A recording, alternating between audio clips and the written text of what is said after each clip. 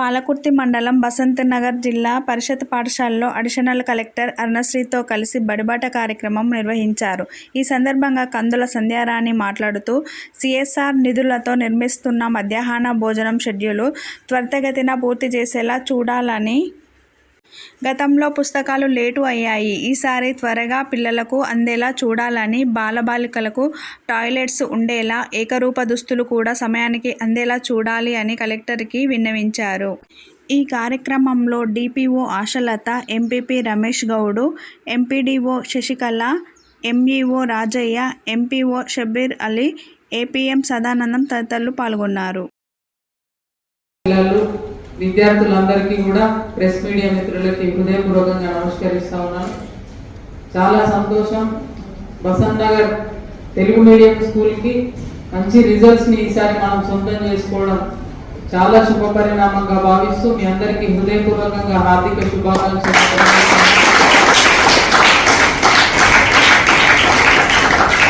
ఇప్పుడే madam collector గారికి నేను చెప్తా ఉన్నాను, ఈ ప్రాంతం అంతా కూడా దాదాపు అన్ని ఏరియాస్ కంబైండ్ అయ్యి ఇక్కడ ఎంప్లాయీస్ కావచ్చు, ఎంప్లాయీస్ సంబంధించిన వర్కర్స్ పిల్లలు దాదాపు అంతా కూడా కొంత మాస్ కల్చర్ ఉంటుంది. గతంతో పోల్చుకుంటే మంచి రిజల్ట్స్ ఈసారి మనం సాధించుకున్నామని చెప్పి ఈ పరిణామం ఇంకా ముందు ఇప్పుడు 91% మనం ఇప్పుడు 9.8 తీసుకున్నాము, 91% ఉత్తీర్ణత సాధించినాము. తప్పకుండా నెక్స్ట్ ఇయర్ మండల్లో ప్రథమ స్థానాన్ని సొంతం చేసుకున్నాము. నెక్స్ట్ ఇయర్ తప్పకుండా 10GP 100% రిజల్ట్ ని సాధించుకున్నామని చెప్పి సందర్భంగా ఆశిస్తూ మీకు శుభాకాంక్షలు తెలియజేస్తూ, ముఖ్యంగా ఇప్పుడు ఈ రోజు నుండి స్కూల్స్ ప్రారంభమవుతా ఉన్నాయి.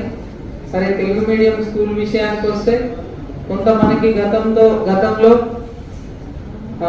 ఏదైతే స్కూల్ బిల్డింగ్ లో కొంత పాత భవనం కాబట్టి కొంత ఇబ్బందికరమైనటువంటి పరిస్థితులు ఉంటే పక్కనే మనం ఎక్స్టెన్షన్ కూడా చేసుకున్నాము.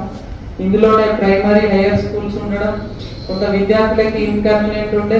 సరే, ఇప్పుడైతే మనకున్న స్ట్రెంత్ కి సరిపోయేటువంటి క్లాస్ రూమ్స్ అయితే ఇప్పుడు ఉన్నాయి, మౌలిక వసతులు ఉన్నాయి.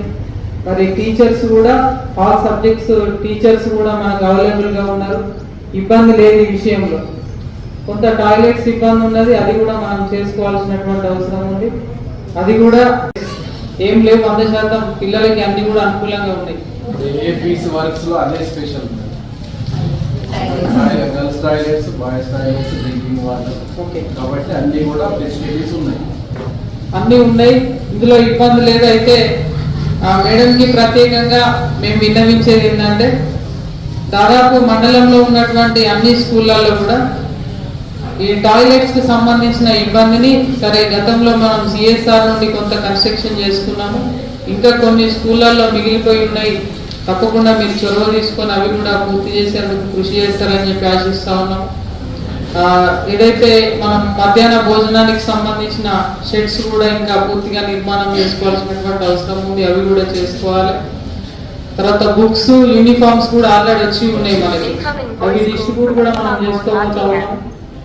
ఏదైతే మనకి నోట్ బుక్స్ కి సంబంధించి దాదాపు చాలా సంవత్సరాల నుండి మనకి ఎన్టీపీసీ సిఎస్ఆర్ నుండి ప్రభుత్వ స్కూల్స్ కి అందుతా ఉన్నాయి, అది కొంత లేట్ అయితే ఉన్నాయి. మనకి ఆగస్టు సెప్టెంబర్ లో మన వాళ్ళకి